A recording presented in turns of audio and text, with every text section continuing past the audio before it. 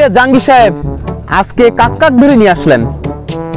Sir, এই ছাত্রলীগ, এই MP, এই মন্ত্রী। তা তিনজনকে আনছো যখন, তাহলে সিরিয়াল হিসাবে আগে ছাত্রলীগের আমল নামাটা একটু দেখো তো কি অবস্থা আছে। ঠিক আছে স্যার।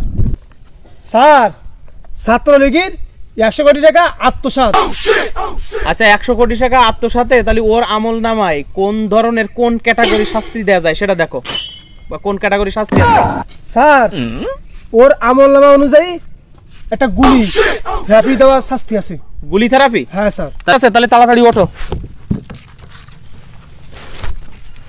ভালো করে ধরো।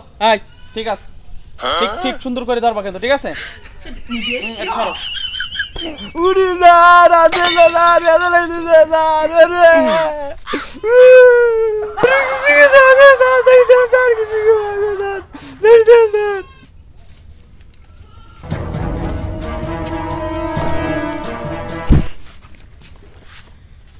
এবার দেখো ওই যে এমপি সাহেবের আমল নামায় কি আছে দেখো।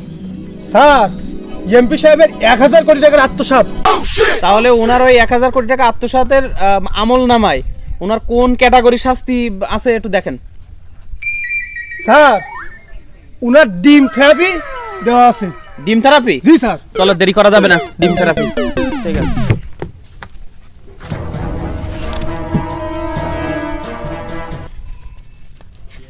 এই নেন, ভালো করে ধরেন, ভালো করে ধরেন, সুন্দর করে। ওকে।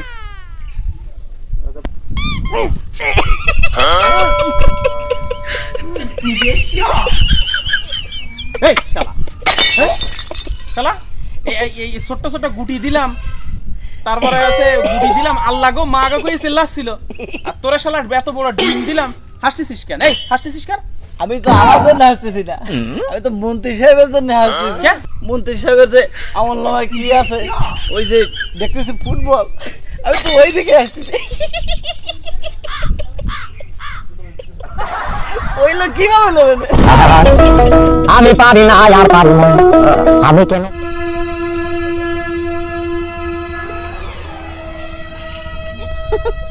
স্যার, মন্ত্রী সাহেব তো থেরাপি নেওয়ার আগে থেকে প্যান ভরে মুচি দিস।